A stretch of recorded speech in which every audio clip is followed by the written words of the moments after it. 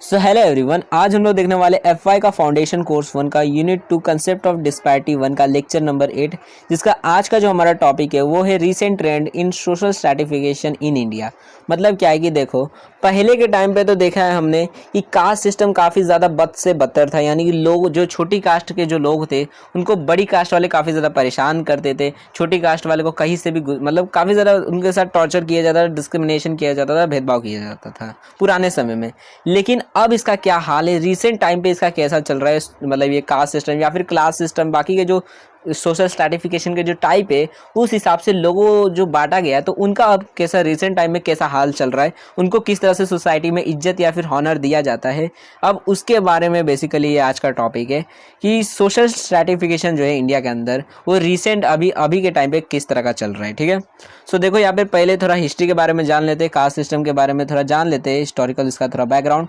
उसके बाद इसके पॉइंट्स देखेंगे। तो ये सारी चीज़ आपकी टेक्स्ट बुक की ही है, तो मैंने और कहीं से नहीं उठाया, तो इसकी टेंशन मत लो। अब देखो पहला पॉइंट क्या कहता है कि देखो 1955 में एक एक्ट आया था, बेसिकली आर्टिकल 70 में एक लॉ पास हुआ था, जिसके हिसाब से अगर मतलब पहली बात तो इसका नाम बता देते हैं। एक्ट का नाम क्या था, लॉ का नाम था अबॉलिशन ऑफ अनटचेबिलिटी। ठीक है, इस लॉ के हिसाब से अगर कोई भी आदमी इस हिसाब से अगर भेदभाव करता है कि वो छोटी कास्ट का आदमी है और उसके साथ अगर भेदभाव करता है या फिर छुआछूत की अगर बीमारी दिखाता है कि मान लो किसी कोई छोटा जात का आदमी है और उसने आपका पानी छू दिया आपके घर का, या फिर खाना छू दिया आपके साथ, थोड़ा सा कुछ मतलब आपको ही छू दिया, और अगर आपने उसके साथ वायलेंस कर दिया, झगड़ा झगड़ी कर दिया कि तूने मेरे को कैसे छू दिया, तूने मेरे को गंदा कर दिया, फिर उसको पीट दिया, तो उस टाइम पे आपको होगी जेल। ठीक है, तो मतलब फिर जेल में मजा मारो, इस तरह का काम होगा। कि अगर आपने किसी भी तरह का ऐसा भेदभाव दिखाया कास्ट के साथ में, जाति की वजह से आपने भेदभाव दिखाया छोटी कास्ट के साथ, तो आपको जेल हो जाएगी। ठीक है, तो इस मतलब लॉ के हिसाब से अगर आपने ऐसा कुछ किया तो आपको जेल हो जाएगी अगर आप इस लॉ को तोड़ते हो तो। लेकिन देखो, जरूरी नहीं है कि हर एक आदमी जो है इस लॉ को फॉलो करे, क्योंकि देखो पहली बात आपको बता देता हूँ कि देखो इस लॉ को लिखे थे हमारे जो डॉक्टर बाबा साहब अम्बेडकर जो थे, वो जब इंडियन कॉन्स्टिट्यूशन लिख रहे थे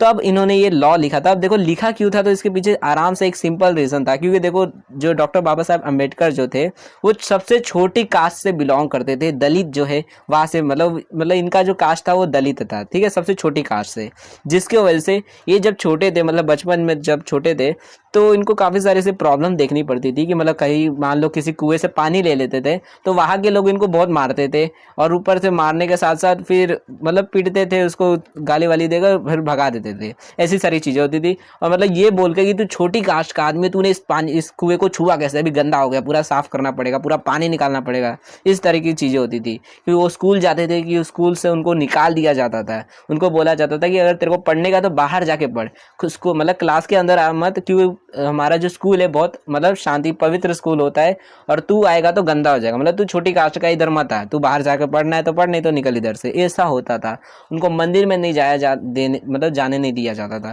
तो इसलिए काफ़ी सारी चीज़ें होती थी, छोटी कास्ट के साथ में डिस्क्रिमिनेशन होता था, भेदभाव होता था। तो ये सारी चीज़ों को देखने के बाद ये जो मतलब हमारे डॉक्टर बाबा साहब अम्बेडकर जो थे, इन्होंने मतलब सोचा कि मतलब मैंने तो इतनी सारी चीज़ें सह ली, लेकिन आगे आने वाले जो दलित लोग हैं वो लोग इतनी सारी प्रॉब्लम को नहीं सहेंगे। इसी के ऊपर क्या हो गया था, एक बार मतलब जब हमारा देश जब टूट रहा था हिस्सों में, जब पाकिस्तान बन रहा था, तो उसी टाइम पे मतलब डॉक्टर बाबा साहब अम्बेडकर ने भी डिमांड की थी कि हमको भी एक देश दे दो। मतलब क्या कि जो दलित लोग हैं जितने भी, क्योंकि दलित की भी काफ़ी ज़्यादा पॉपुलेशन थी, काफ़ी कम नहीं थी, तो जितने भी दलित थे, तो डॉक्टर बाबा साहब अम्बेडकर ने तो ये भी डिमांड कर दी थी कि तुम लोग बहुत परेशान करते हो बड़ी कास्ट वाले, काम करो हमको दूसरा देश ही दे दो, हम अलग रहेंगे तुमसे। तो फिर बाद में गांधी जी ने उनको थोड़ा बहुत समझाया कि नहीं ऐसा मत करो, हम सब हिंदू ही लोग हैं, ऐसा नहीं है कि तुम दूसरे किधर से विदेश से आए हो, तुम भी हमारे हिंदुस्तान के ही लोग हो, तो इसलिए ऐसा मत करो, हम सब भाईचारे से रहेंगे। उसके बाद लोगों ने थोड़ा थोड़ा कास्ट सिस्टम को कंट्रोल करना शुरू किया और भेदभाव थोड़ा कम किया था। ठीक है, तो इस तरह से बेसिकली उन्होंने ये कास्ट के रिलेटेड एक अगेंस्ट में ये एक लॉ बनाया था कि जो भी आदमी इस लॉ को तोड़ता है, कि अगर कास्ट के छुआछूत की बीमारी दिखाता है कि तूने मेरे को छू दिया छोटी कास्ट वाले आदमी, ये ले चमाटा, तो उसको फिर जेल में डाल दिया जाएगा, उसको सजा होगी। ठीक है, अब देखो कुछ गांव में अभी भी इस लॉ को फॉलो नहीं किया जाता है। ठीक है, मतलब नॉर्मली तो देखोगे तो हर जगह इस लॉ को फॉलो किया जाता है, कोई भी आदमी ऐसा छुआछूत की बीमारी अब नहीं दिखाता है कि छोटी कास्ट का भी रहता है, शहर में तो और नहीं दिखता, लोग एक साथ टिफिन भी खा लेते हैं, लेकिन गांव में थोड़ा बहुत दिखता है, वो भी नॉर्थ इंडिया का जो एरिया है वहां पर मतलब थोड़ा बहुत दिखता है। कुछ कुछ गांव है जहां पर ऐसा कास्ट सिस्टम जो है स्ट्रिक्टली फॉलो किया जाता है, जहां पे मतलब जैसे कि कोई मान लो आदमी है, ठीक है, जो गली बहुत ज्यादा गरीब है, दलित है, छोटी कास्ट का आदमी है, क्योंकि नॉर्मली जो दलित होते हैं वो छोटी कास्ट के होते हैं, जिसके वजह से काफी गरीब भी होते हैं ऊपर से, ठीक है। और मान लो कि वो बहुत ज़्यादा गरीब है, उसके बाद कोई ज़मीन नहीं है खेती करने के लिए, उसको कुछ आता नहीं है, क्योंकि पढ़ाई लिखाई की नहीं है, गरीब आदमी है, तो तब क्योंकि उसके पास कोई भी रिसोर्स ही नहीं है, मतलब कोई ऑप्शन ही नहीं है काम करने के लिए, तो उसके पास एक ऑप्शन बचता है कि दूसरे किसी आदमी, मान लो कोई अमीर आदमी है, उसके पास खेत बहुत सारे, तो उसके खेत में जाकर हम लोग मजदूरी करें, लेबर बनकर काम करें, ठीक है, दूसरे के पास जाकर काम करें सिंपली। तो अब देखो मान लो अब वो जो गरीब आदमी है, दलित छोटा सा है, कास्ट छोटी कास्ट का है, अगर वो दूसरे किसी बड़ी कास्ट वाले के इधर काम करेगा, और अगर वो बड़ी कास्ट वाला उसे चिल्लाता भी है, उसे उल्टा पुल्टा बोलता भी है जात के ऊपर कि तू छोटी कास्ट का आदमी है, तूने गलत चीज को छू दिया, तूने मेरे पानी को कैसे छू दिया, तूने मेरे टिफिन को कैसे छू दिया, ऐसा कुछ बोलता भी है, तो उसे सारी चीजें सहनी पड़ती है, क्योंकि वो उस बड़ी कास्ट वाले के इधर काम कर रहा है, ठीक है। अगर आप ही किसी के इधर काम कर रहे हो तो कितना भी बॉस चिल्लाएगा, लेकिन आपको उसकी बातें सुननी ही पड़ेगी, क्योंकि आप उसके इधर काम कर रहे हो, उसका मतलब पूरा पावर है आपके पास, उसके मतलब आपके ऊपर पूरा पावर है उसके पास, ठीक है, कि वो जो डिसीजन लेगा वो आपको फॉलो करना ही पड़ेगा, क्योंकि वो आपको पैसे दे रहा है, फ्री में काम नहीं करवा रहा है। तो इसके वजह से क्या होता है कि जो दलित होते हैं उनको उतनी सारी भेदभाव सहनी पड़ती है, क्योंकि बड़ी कास्ट वाले जो होते हैं उनके पास वो काम कर रहे होते हैं, ठीक है। तो कुछ कुछ ऐसे गांव है अभी भी जहाँ पर इसको फॉलो नहीं किया जाता है, नॉर्मली हर जगह फॉलो किया जाता है, लेकिन कुछ ऐसे गांव होते हैं जहाँ पर अभी भी मंदिरों में घुसने नहीं दिया जाता है, दलितों को स्कूल में पढ़ने नहीं दिया जाता है, और अगर बाई चांस मतलब अगर बाई चांस पुलिस लोगों को पता चल जाता है, तब जाकर वहाँ पर पुलिस आती है, फिर उन लोगों को पकड़ के लेके जाती है जो मतलब ऐसा काम कर रहे रहते हैं, डिस्क्रिमिनेशन भेदभाव कर रहे रहते हैं, ठीक है। तो इस तरह की चीज़ें रहती है, और नॉर्मली ये जो गांव के जो बुजुर्ग लोग रहते हैं, बूढ़े लोग रहते हैं, वो ये सारी चीज़ें ज़्यादातर करते हैं, कि उनको अभी भी मतलब पुराने ही ख्यालात रहते हैं कि हम लोग बड़ी कास्ट के या छोटी कास्ट के। अब देखो यहाँ पर कुछ चीज़ें हैं, मतलब यहाँ पर कुछ ट्रेंड्स जो है वो हमें कास्ट सिस्टम के अंदर इंडिया में रीसेंट टाइम पे दिखते हैं, कि मतलब पुराने टाइम पे तो हमने देख लिया काफ़ी बेकार हालत थी, लेकिन अभी के टाइम पे कुछ मतलब ऐसे हमें दिखते हैं चेंजेस, जो कुछ अच्छे भी चेंजेस है, कुछ खराब चेंजेस भी है, तो कुछ काफ़ी सारे ऐसे चेंजेस हमको दिखते हैं, ठीक है। तो सो देखो अब जो सबसे पहला हमें दिखता है चेंजेस मतलब कास्ट सिस्टम के अंदर अभी रिसेंट टाइम पे, वो होता है फ्री एजुकेशन, ठीक है। मतलब क्या है, देखो पुराने समय में तो ऐसा दिख रहा था कि स्कूल में लोगों को घुसने नहीं दिया जा रहा था, कि कास्ट के लोग जो होते उनको स्कूल में घुसने नहीं दिया जा रहा था, लेकिन अभी के टाइम पे रिसेंट टाइम में अब कुछ कुछ ऐसे मतलब काफ़ी सारी जगह पे जो सरकारी स्कूल्स होते हैं वहाँ पर लोगों को फ्री में पढ़ाया जाता है, और कुछ प्राइवेट में भी होता है कि सरकार स्कॉलरशिप दे देती है। तो ऐसे अब जो छोटी कास्ट के लोग होते हैं उनको सरकार जो है वो फ्री में पढ़ाती है, मतलब पहले पढ़ाने नहीं घुसने नहीं दिया जाता था पैसे लेके भी, और अब फ्री में ही घुसने देते हैं। तो ये एक बहुत बड़ा चेंज दिखता है कि फ्री एजुकेशन मिलती है छोटी कास्ट वालों को। So education is made for free backward caste in India, and therefore a good number of backward caste people are able to get good education which enable them to get better jobs especially in the public sector as teacher, clerk, officer etc। ये देखो क्योंकि देखो पहले के time पे काम धंधा नहीं मतलब पढ़ाई नहीं हो पाती थी, जिसकी वजह से लोग काम नहीं कर पाते थे, और काम नहीं कर पाते थे जिसकी वजह से लोगों को बड़ी कास्ट वाले के इधर काम करना पड़ता था, और वो सारी डिस्क्रिमिनेशन झेलनी पड़ती थी। लेकिन क्योंकि अब देखो फ्री एजुकेशन हो गई कि आप चाहो तो पढ़ सकते हो, आपको पैसे देने की कोई ज़रूरत नहीं है, आप छोटी कास्ट के आ जाइए पढ़ लीजिए। तो अब ऐसा हालत है, तो जिसकी वजह से लोग जो है अब पैसे नहीं लगेंगे तो कोई भी आदमी बोलेगा ही, जिसका मन नहीं होगा वो भी जाएगा ही, चलो कौन सा पैसा लग रहा है, चलो चलते पढ़ लेते हैं। तो हर एक आदमी जो है क्योंकि अब एजुकेशन ले रहा है, पढ़ाई लिखाई कर ले रहा है, जिसकी वजह से अब कोई आदमी अगर पढ़ लेता है तो अगर मान लो अपने तरह कोई बिजनेस नहीं भी खोलता है तो उसको काम धंधा मिल ही जाएगा, जॉब मिल जाएगा। तो अगर जॉब अच्छा मिल जाएगा तो काम हो जाएगा, फिर उसको मतलब उतनी सारी डिस्क्रिमिनेशन नहीं झेलनी पड़ेगी। गरीब आदमी रहता है तभी उसको ज़्यादा मतलब झेलना पड़ता है, अगर थोड़ा बहुत कमाने लग जाएगा आदमी, ज़्यादा पैसे हो जाते हैं तो उतना ज़्यादा भेदभाव नहीं होता है, ठीक है। तो ऐसे जो लोग होते हैं जो पढ़ाई लिखाई कर लेते हैं, जो छोटी कास्ट के होते हैं स्पेशली, उनको फ्री एजुकेशन तो मिलती है, साथ ही में जो सरकारी नौकरी होती है वहाँ पर भी उनको रिजर्व सीट्स मिलती है, आराम से नौकरियाँ मिल जाती है, टीचर या फिर क्लर्क बैंक का रहेगा, ऑफिसर कोई रहेगा तो वहाँ पर ऑफिस मतलब काम मिल जाता है, ठीक है। अब देखो दूसरा जो हमको चेंज दिखता है कास्ट सिस्टम के अंदर रिसेंट टाइम में, वो होता है रिजर्वेशन का। मतलब क्या है, देखो ये देखो पहले के टाइम पे क्या होता था कि कोई भी छोटी कास्ट का आदमी रहेगा तो उसको किसी भी तरह काम में लिया नहीं जाता था, मतलब कोई गवर्नमेंट का काम है, मतलब जैसे कोई मतलब जैसे कोई सरकारी जॉब है तो उसके अंदर नहीं लिया जाता था, या फिर कोई स्कूल है तो स्कूल में तो एडमिशन लेना दूर की बात है, अंदर घुसने तक नहीं दिया जाता था। लेकिन अभी के टाइम पे क्या होगा कि ये जो छोटी कास्ट के लोग हैं इनके लिए सीट्स रिजर्व करके रखी गई है कि अगर इनके पास उतनी क्वालिफिकेशन नहीं भी होती है, मतलब मान लो कि एक लड़का है जिसके सिर्फ 50% आए हैं और दूसरा लड़का है जिसके 70 या 80% आए, तो पहले उस 50% वाले का एडमिशन होगा, उसके बाद उनका एडमिशन होगा। तो ये रिजर्वेशन का मतलब फ़ायदा हो गया अब छोटी कास्ट के लिए कि छोटी कास्ट वाले कम भी पढ़े लिखे रहेंगे, उनकी एजुकेशन कम भी रहेगी, तब भी उनको अच्छी जॉब भी मिल जाएगी, और साथ ही में कोई अगर कॉलेज में एडमिशन लेना चाहते हैं किसी तरीके के बड़े वाले, तो वहाँ पर भी उनका एडमिशन आराम से मिल जाएगा। ठीक है,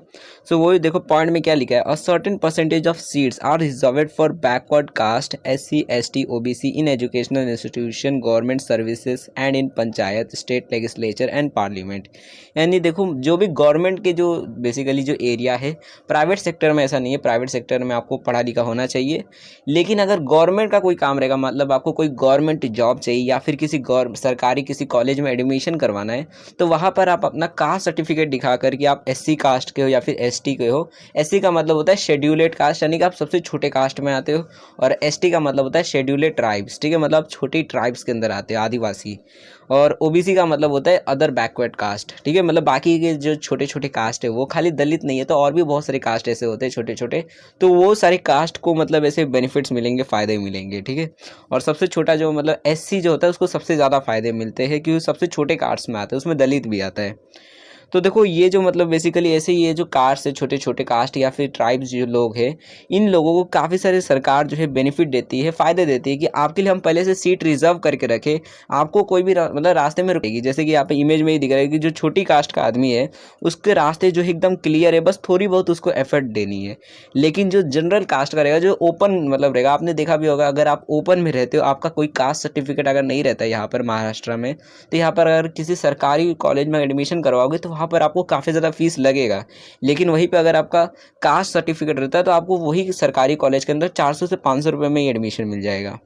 चाहे कम परसेंटेज आया रहेगा तब भी। तो ये मतलब फ़ायदा रहता है छोटी कास्ट के लिए। अब देखो आगे क्या लिखा है कि seat post reserved for backward caste in educational institution and government job can be filled by the member of general public only when suitable backward caste candidate are not available. यानी कि देखो कभी कभी क्या होता है, मान लो अब जैसे हमने ही सरकार मतलब जैसे कि मान लो कोई सरकारी कॉलेज है, अब उस कॉलेज के अंदर अगर उतने मान लो 100 सीट है, टोटल 100 बच्चे लोग आ सकते हैं एडमिशन करवाने के लिए, और 100 में से मान लो 30 जो सीट है, 30 बच्चों की जो जगह है वो हमने कास्ट के लिए रख दी है कि छोटी कास्ट वाले यहाँ पर आ सकते हैं। ठीक है, SC ST और OBC के लिए वहाँ पर जगह रख दी है, रिजर्व करके रखी है।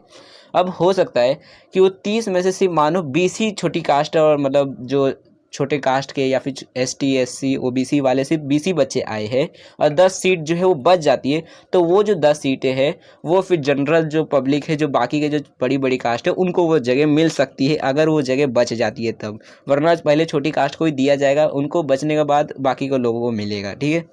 सो मतलब रिजर्वेशन यहाँ पर इनको मिलती है, फ़ायदे मिलता है। अभी और भी पॉइंट्स है देखो कि देखो गवर्नमेंट क्यों इतना मेहनत करी, काय को रिजर्व करी है, तो इसके पीछे कारण है देखो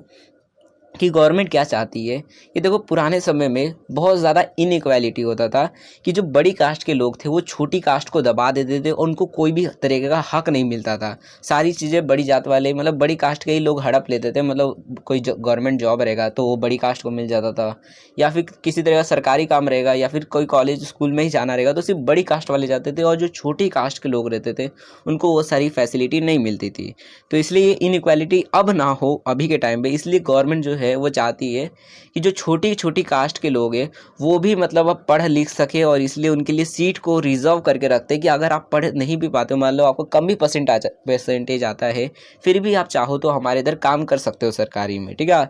तो मतलब गवर्नमेंट इसलिए मतलब इतनी मेहनत कर रही है। अब देखो यहाँ पर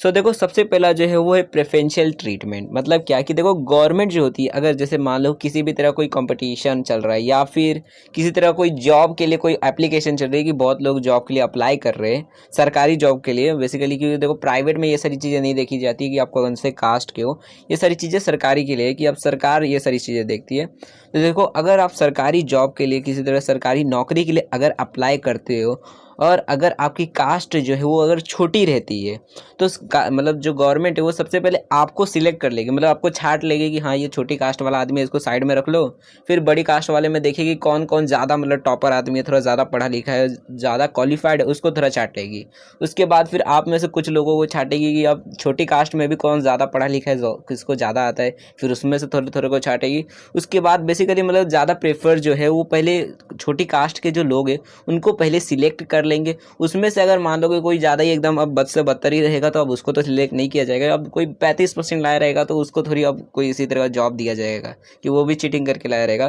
तो थोड़ा बहुत भी मेहनत किया रहेगा कि चलो कम से कम 60-70% आया रहेगा तो उसको जॉब मिलने के चांसेस बढ़ जाएंगे, क्योंकि गवर्नमेंट जो है पहले छोटी कास्ट को ही जॉब देगी, उसके बाद बड़ी कास्ट के लिए जॉब देगी। वो पहले से जो सीट्स है वो रिजर्व है छोटी कास्ट के लिए, इसलिए पहले उसको देगी जॉब, उसके बाद बड़ी कास्ट को देते हैं। तो प्रेफरेंशियल ट्रीटमेंट होता है कि पहले छोटी कास्ट को देखा जाता है, उसके बाद बड़ी कास्ट को।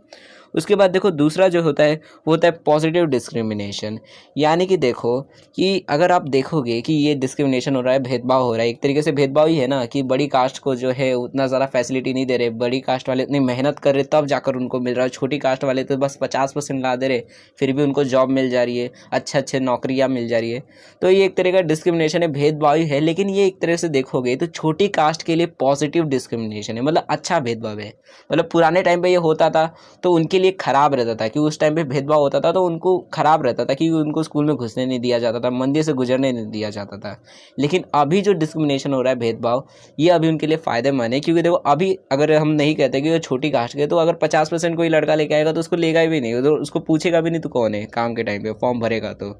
लेकिन क्योंकि वो छोटी कास्ट का आदमी है, वो छोटी कास्ट लिखा हुआ है उसके कास्ट सर्टिफिकेट के ऊपर, इसकी वजह से उसको वो काम मिल जा रहा है। तो एक तरह से देखोगे तो अच्छा डिस्क्रिमिनेशन, अच्छी तरीके से भेदभाव उनके लिए लग रहा है कि अच्छी बात हम लोग छोटी कास्ट के आदमी और हमारे साथ मतलब इतने सारे फ़ायदे हमको मिल रहे हैं छोटी कास्ट का होने की वजह से। वहीं पे जो जनरल लोग जो होते हैं, मतलब जो ओपन में होते हैं या फिर जो बड़ी कास्ट के लोग होते हैं, उनको उतनी सारी फैसिलिटी नहीं मिलती, उनको ज़्यादा मेहनत करना पड़ता है छोटी कास्ट से। मतलब ज़्यादा मेहनत करेंगे तब जाकर, मतलब जब डॉक्टर बाबा साहब अम्बेडकर जब अपना लिख रहे थे ना, ये कॉन्स्टिट्यूशन एक्ट लिख रहे थे, तो उस टाइम पे काफ़ी सारे मतलब जो बड़ी कास्ट वाले थे फुदक रहे थे कि काय को उनको हमारे जितना हक क्यों दे रहे हो, वो हमसे छोटी कास्ट के। तो फिर उनको मतलब थोड़ा सा फिर क्या उन्होंने किया कि चलो तुम्हारे जितना हक नहीं देता हूँ मैं, तुमसे ज़्यादा ही हक दे देता हूँ उनको। तो मतलब उन्होंने फिर कुछ ज़्यादा ही हक दे दिया, बड़ी जात से भी ज़्यादा हक दे दिया छोटी कास्ट वालों को। ठीक है। उसके बाद देखो तीसरा जो है वो होता है अफर्मेटिव एक्शंस। यानी कि देखो मतलब गवर्नमेंट जो है काफ़ी सारे ऐसे चीज़ें करती रहती है, जैसे स्कॉलरशिप हो गया, जिसकी वजह से छोटी कास्ट को काफ़ी ज़्यादा फ़ायदा होता है। और एक तरह से देखो जैसे अब स्कॉलरशिप दे देना कि फ्री में गवर्नमेंट जो है वो किसी किसी बच्चों को पढ़ाती है जो ज़्यादा पढ़ना चाहता है। ठीक है। ऐसे गवर्नमेंट जो है बच्चे लोगों को पढ़ाती है, या फिर लड़कियों को भी स्कॉलरशिप मिलता है जो छोटी छोटी कास्ट के लोग होते हैं। या फिर ऐसे अलग अलग चीज़ें होती है कि छोटी कास्ट के जो लोग होते हैं उनको लोन जो है, देखोगे तो ऐसे कहने पे तो कह देते हैं कि लोन जल्दी मिल जाता है छोटी कास्ट वालों को, लेकिन मिलता नहीं है जनरली, लेकिन कहने पे कह देते हैं कि हाँ भाई छोटी कास्ट वालों को बहुत जल्दी लोन मिल जाता है। तो क्योंकि बुक में ऐसा लिखा है तो किताबी बातें हैं वैसे तो, कि आपको जल्दी लोन मिल जाएगा किसी भी तरह का, अगर आपको पर्सनल लोन चाहिए तो आपको तुरंत मिल जाता है छोटी कास्ट वालों को, बड़ी कास्ट वालों को नहीं मिलता जल्दी। बट ऐसा नहीं है, नॉर्मल अगर रियल लाइफ में देखोगे तो ऐसा नहीं है, लेकिन अगर बुक के हिसाब से चलोगे तो ये सारी चीज़ें आपको लिखनी है कि देखो जो छोटी कास्ट के लोग होते हैं इनको स्पेशलाइज जो लोन्स होते हैं वो मिल जाते हैं, मतलब कोई पर्सनल लोन चाहिए किसी चीज़ के लिए तो वो मिल जाती है, या फिर स्कॉलरशिप मिल जाती है, ट्रेनिंग और जो अदर फैसिलिटीज़ होती है ये सारी चीज़ें उनको मिल जाती है छोटी कास्ट को, जो गवर्नमेंट उनको मतलब देती है छोटी कास्ट होने की वजह से। तो ये सारी चीज़ें मतलब गवर्नमेंट जो है वो प्रोवाइड करती है छोटी कास्ट को, ताकि उनको मतलब बेसिकली अपने आप को आगे बढ़ा सके बड़ी कास्ट से भी। ठीक है। अब देखो तीसरा जो हमको कास्ट सिस्टम के अंदर चेंज दिखता है अभी के टाइम पे वो होता है कास्ट एंड पॉलिटिक्स। मतलब क्या कि देखो अभी के टाइम पे क्या होता है, काफ़ी सारे ऐसे नेता होते हैं जो कास्ट को इस्तेमाल करते हैं अपने वोट को बढ़ाने के लिए। मतलब क्या, अब जनरली देखोगे तो ये कोई मतलब बड़े लेवल पे नहीं होता है, जो छोटे छोटे नेता होते हैं, किसी गांव के नेता हो गए या फिर सरपंच हो गए, ये सारे जो लोग होते हैं जो छोटे मोटे लेवल पे होते हैं, उन लोग इसका इस्तेमाल करते हैं कास्ट का, कि तुम मेरी कास्ट का आदमी है, तुम हमको वोट देना, हम अपनी कास्ट वालों के लिए ये करेंगे, हम अपनी जात के लोगों के लिए ये करेंगे, हम मतलब बेसिकली इस तरह के नारेबाजी करके कि हम अपनी जात के लोगों के लिए बहुत कुछ करने वाले। तो इससे लोग जो है मतलब बेसिकली जो नेता लोग होते वो कास्ट का भी अब इस्तेमाल करते हैं अपने वोट को बढ़ाने के लिए। तो ये अभी के टाइम पे होता है, ठीक है। तो major political party treat caste as an important vote bank, मतलब जो बहुत सारे ऐसे नेता लोग होते जो ऐसे कास्ट जो है उसको इस्तेमाल करते हैं। बेसिकली उनको लगता है कि कास्ट जो है बहुत ज़रूरी है वोट को इकट्ठा करने के लिए, कि अगर मैं किसी को बोल देता हूँ कि हम आपके कास्ट के लोग हैं, आपके जात के लोग हैं, आप हमें ही वोट देना, वो दूसरी जात का आदमी है, वो दूसरा जो नेता है वो दूसरी जात का आदमी है, इसलिए आप हमको ही वोट देना। बिल्कुल ऐसा है। मान लो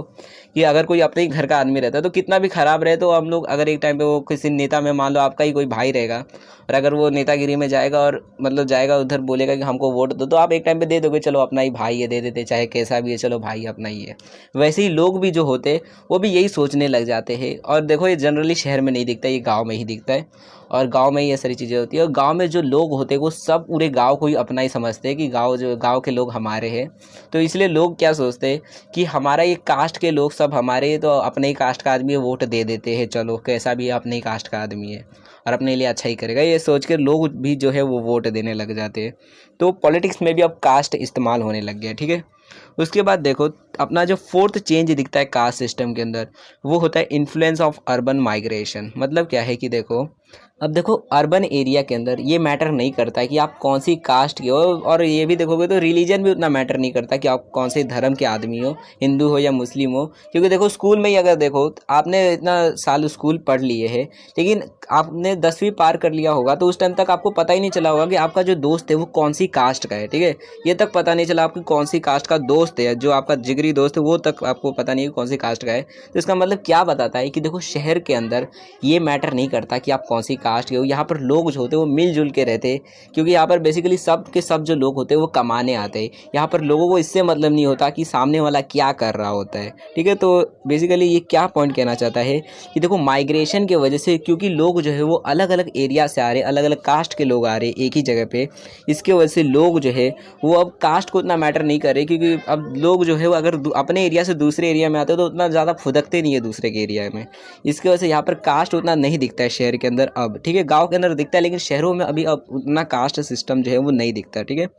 सो यहाँ पर अगर शहर की बात करोगे तो यहाँ पर एक ही चीज़ मैटर करती है कि आप कितने ज़्यादा अमीर हो। अगर आप बहुत ज़्यादा अमीर रहोगे तो आपको बड़ी कास्ट वाला भी रहेगा, वो भी आपको इज्जत देगा। जैसे आप मान लो बहुत अमीर हो, शहर के सबसे अमीर आदमी रहोगे और चाहे कितने भी छोटे कास्ट के हो, अगर दलित ही रहोगे और बहुत अमीर रहोगे तो आपको पंडित भी मतलब ऐसे बोलेगा कि कैसे हो, नमस्कार सेठ, ऐसे बोल के जाएगा शहर के अंदर। लेकिन अगर वही गाँव में रहोगे तो गाँव में कितना भी अमीर रहोगे, अगर छोटी कास्ट के रहोगे तो आपको कोई भी जो है उतनी ज़्यादा इज्जत नहीं देगा, क्योंकि उनको लगेगा आप चोरी का माल मतलब कमा रहे हो, ऐसा लगेगा उनको। तो ऐसी चीज़ें रहती है। लेकिन शहरों के अंदर आपको सिर्फ पैसे देखे जाते हैं कि आप अमीर हो या फिर गरीब हो। तो यहाँ पर कास्ट सिस्टम अब उतना मैटर नहीं करता शहर के अंदर। अब देखो फिफ्थ जो हमको चेंज दिखता है कास्ट सिस्टम के अंदर, वो होता है इंटर कास्ट मैरिज, ठीक है। मतलब क्या है, देखो इंटर कास्ट मैरिज का मतलब होता है कि मान लो आप जो है वो दूसरी कास्ट के आदमी हो, आप मान लो दलित खानदान से हो, ठीक है, मतलब छोटी सबसे कास्ट के आदमी हो, और एक मान लो जो है ब्राह्मण है, ठीक है, ब्राह्मण लड़की ब्राह्मण है और आप दलित हो, तो लड़की और लड़का जो है वो अलग अलग कास्ट के, फिर भी वो अगर वो शादी कर देते हैं तो इसको इंटर कास्ट मैरिज बोला जाता है, कि दो अलग अलग कास्ट में मैरिज होना, ठीक है। तो ऐसे देखोगे तो पुराने समय में ये इलीगल था, मतलब गाँव जो है वो इलीगल इसे मानता था कि अगर कोई इस तरह का काम करता है, मतलब एक जात का आदमी दूसरी जात की लड़की से या फिर लड़के से शादी कर लेते हैं,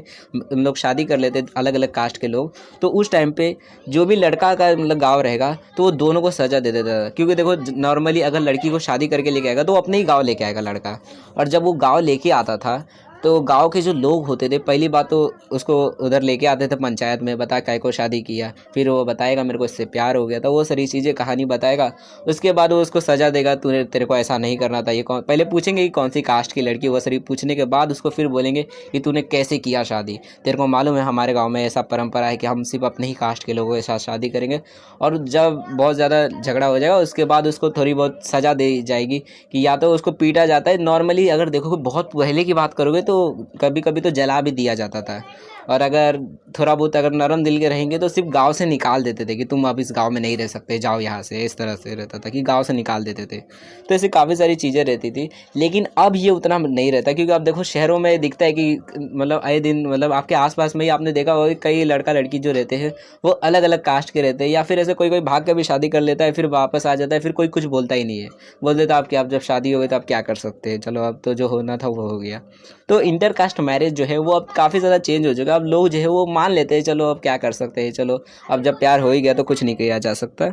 लेकिन अभी भी कुछ गांव ऐसे हैं जहाँ पर ये इंटरकास्ट मैरिज जो है वो इलीगल है। ठीक है, इलीगल मतलब ये नहीं कि सरकार ने इलीगल बोला है, गांव के लोगों के लिए वो इलीगल है कि अगर वो कोई करता है तो उनको लगता है कि ये बहुत बड़ा क्राइम है जिसके लिए बहुत बड़ी एक सज़ा देनी चाहिए। ठीक है, और उसकी वजह से ये भी होता है, मान लो कोई लड़का जो है वो लड़की को लेके शहर में भी भाग के आ गया, लेकिन उसके गांव में जो उसके घर वाले उनको लोग फिर टॉर्चर करना शुरू कर देते हैं। मतलब फिर उनसे कोई बात नहीं करता है, उनके बारे में बुरा भरा बोलने लग जाते हैं। लड़की के घर पे ज़्यादा ऐसा दिखता है कि लड़की वाले जो होते हैं उनके घर में फिर अगर मान लो दो लड़की, एक लड़की भाग गई शादी करके, तो फिर दूसरी लड़की की शादी नहीं होती है जल्दी, कि इसके घर की लड़कियां भाग जाती है, इस तरह का मतलब अफवाह फैलने लगता है। तो बेसिकली इस तरह का प्रॉब्लम आ जाता है गाँव के अंदर। ठीक है, तो इंटरकास्ट मैरिज देखोगे तो शहर के अंदर काफ़ी ज़्यादा चेंज हो गया, लेकिन गांव के अंदर अभी भी वैसा का वैसा ही है।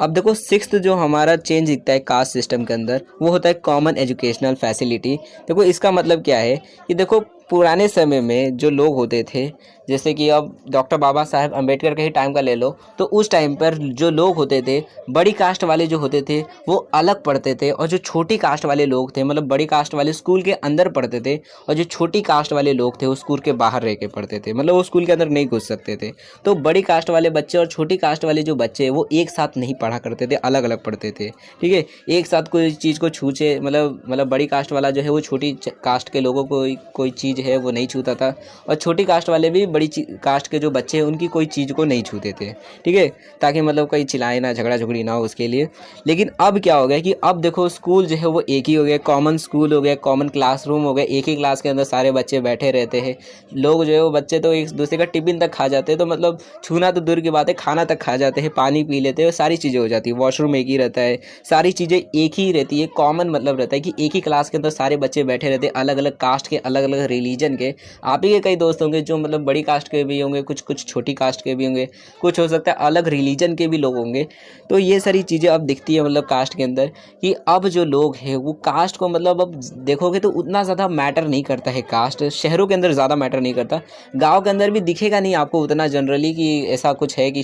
मतलब किसी स्कूल के अंदर जो है बच्चे अलग अलग है, कि बड़ी कास्ट वाले अलग जगह पे बैठे, छोटी कास्ट वाले अलग जगह पे बैठे, उतना ज़्यादा फैसिलिटी नहीं देते हैं, एक ही जगह पे सबको बैठा देते हैं। लेकिन कुछ ऐसे स्कूल्स हैं, मतलब कुछ ऐसे गांव हैं जहाँ पर अभी भी ये माना जाता है कि छोटी कास्ट वालों को हक नहीं है स्कूल में पढ़ने का, तो उन लोग ऐसा कर देते हैं। मतलब बहुत कम ही ऐसे स्कूल्स हैं, मतलब बहुत कम जगह ही है, लेकिन ज़्यादातर जगह तो ऐसा ही है कि हर जगह एक ही जगह पे सबको बैठा दिया जाता है। उतना कौन झंझट लेगा कि अलग अलग क्लासरूम बनाओ या फिर अलग अलग जगह बनाओ। ठीक है, तो ये कॉमन एजुकेशनल फैसिलिटी भी दिखती है कि हर एक बच्चे को अब एक ही साथ पढ़ाया जाता है, एक ही तरीके की एजुकेशन भी मिलती है एक स्कूल के अंदर। ठीक है, अब देखो सेवेंथ और लास्ट जो हमारा चेंज दिखता है कास्ट सिस्टम के अंदर, और मान सकते हो ये सबसे बड़ा चेंज दिखता है, वो होता है कास्ट एंड रिलीजन का। मतलब क्या, देखो पहले के टाइम पे क्या होता था, जो छोटी कास्ट के लोग होते थे या फिर अलग अलग जो रिलीजन के लोग होते थे, धर्म के लोग होते थे, वो एक दूसरे के मतलब जैसे मान लो कोई हिंदू रहता था तो मुस्लिम वाले जो मतलब जैसे कोई मतलब जो मस्जिद है वहाँ जा नहीं सकता था। वैसे सारी जो चीज़ें थी और कास्ट से रिलेटेड, कि जैसे छोटी कास्ट वाले जो लोग थे वो मंदिर नहीं जा सकते थे, जैसे दलित लोग हैं तो उनका मंदिर से गुजरना मुश्किल रहता था। तो वो जो कास्ट थे, अभी के टाइम पे क्या हो गया है कि देखो अब छोटी कास्ट वाले लोग भी जो है वो मंदिर में जाके पूजा पाठ कर सकते हैं। पहले मंदिर के आसपास से गुजरना मुश्किल था, और अब मंदिर के अंदर जाके पूजा भी करते हैं। और पूजा कौन करवाता है, तो बड़ी कास्ट वाले ही पूजा करवाते हैं, मतलब पंडित लोग ही उनका पूजा भी करवा के दे देते हैं। तो अब इतना मतलब चेंज आ गया है कि पहले छोटी कास्ट को गुजरने ही नहीं दिया जाता था, और अब घुस के पूजा भी करने दे देते हैं। ठीक है, लेकिन देखो अभी भी कुछ ऐसे गांव है जहाँ पर उतनी ज़्यादा डेवलपमेंट नहीं हुई है, मतलब कि वहाँ पर अभी भी लोग जो है छोटी बड़ी कास्ट को मानते हैं कि तू छोटी कास्ट का आदमी है, तू बड़ी कास्ट का आदमी है, तू गंदा छोटी कास्ट का आदमी है, मतलब तू गंदा आदमी है, प्योर नहीं है। तो ऐसे जो लोग हैं, मतलब ऐसे जो गांव है, एरिया है, वहाँ पर अभी भी ये माना जाता है कि जो छोटी कास्ट वाले हैं वो मंदिर में पूजा नहीं कर सकते, ऐसी सारी चीज़ें मानी जाती है कि स्कूल में पढ़ नहीं सकते, ऐसी सारी चीज़ें। बल्कि ये जो बेसिकली ऐसा जो तरीका है कि छोटी कास्ट को ऐसे हक ना देना, ये एक तरीका लॉ है, जो अगर लॉ अगर तोड़ा जा रहा है तो अगर पुलिस को पता भी चलेगा तो उन लोगों को पकड़ भी लेंगे। कि अगर पता चल गया पुलिस को कि ये जो है लोग, ये गांव के जो लोग हैं, ये छोटी बड़ी कास्ट का गेम खेल रहे हैं कि ये तू छोटी कास्ट का, तू बड़ी कास्ट का, तो उन लोगों को जेल भी डाल दिया जाएगा। जो बड़ी कास्ट वाले जो है, जो छोटी कास्ट को परेशान कर रहे हैं कि तुम मंदिर में नहीं जा सकते, तुम इधर नहीं जा सकते, तुम उधर नहीं जा सकते, ठीक है। तो अभी भी कुछ एरिया है, लेकिन ज़्यादातर जो एरिया है वहाँ पर इतनी डेवलपमेंट हो गई है तो वहाँ की अब वहाँ पर कास्ट सिस्टम को उतना ज़्यादा फॉलो नहीं किया जाता है और सारे लोग जो है वो मिलजुल कर अब एक साथ रहते हैं, ठीक है। तो ये सारे चेंजेस है बेसिकली जो अभी के टाइम पे हमको दिखते हैं कास्ट सिस्टम के अंदर, कि काफ़ी सारी बदलाव हो चुके हैं पुराने समय से लेकर अभी तक। मतलब जब तक देश आज़ाद हुआ था उस टाइम पे कास्ट सिस्टम की हालत काफ़ी ख़राब थी, लेकिन अब थोड़ा बहुत ठीक ठाक होते जा रहा है। और अब तो देखोगे तो कास्ट, छोटी कास्ट वाले को भी काफ़ी सारे फ़ायदे मिलते हैं, बड़ी कास्ट वाले को भी घाटा रहता है कि बड़ी कास्ट के रहोगे तो यहाँ पर आपको सरकारी नौकरी जल्दी नहीं मिलेगी, ज़्यादा परसेंटेज लाओगे, मतलब टॉप मारोगे तब जाकर आपको मिलेगा। वहीं पे छोटी कास्ट के रहोगे तो काम चलाओ भी लाओगे तो आपको मिल जाएगा, ठीक है। तो ये सारे कुछ मतलब चेंजेस थे जो कास्ट सिस्टम में हमें दिखते हैं अभी के टाइम पे, रिसेंट टाइम पे। अब देखो इसका मे भी आपको सारी चीज़ें समझ आ गई होगी। कि अगर फिर भी अगर आपको किसी भी तरह का डाउट है, कोई चीज़ नहीं समझ आया है, तो आप लोग कमेंट सेक्शन के अंदर पूछ सकते हो जो भी आपका डाउट रहेगा। एंड देखो इसका जो नेक्स्ट लेक्चर है वो जल्दी चैनल पे आने वाला है, तो चैनल को सब्सक्राइब कर दो और वीडियो को शेयर कर दो अगर वीडियो पसंद आई है या फिर समझ आई है। और अगर कुछ नहीं समझ आया या फिर कुछ आपको प्रॉब्लम लगती है तो आप लोग कमेंट सेक्शन के अंदर जो भी आपका डाउट रहेगा वो पूछ सकते हो। एंड अगर वीडियो पसंद आई है तो वीडियो को लाइक कर देना, चैनल पर नए होंगे तो चैनल को सब्सक्राइब भी कर देना। एंड इसका जो नेक्स्ट लेक्चर है वो यहाँ पर आ गया होगा, इसकी प्लेलिस्ट आ गई होगी फाउंडेशन कोर्स की भी और बिजनेस कम्युनिकेशन की भी। एंड चैनल पे आप बिजनेस इकोनॉमिक की भी प्लेलिस्ट है, तो आप भी चाहो तो वो भी चेकआउट कर सकते हो। So thanks for watching my video, हम अपने नेक्स्ट वीडियो में मिलेंगे।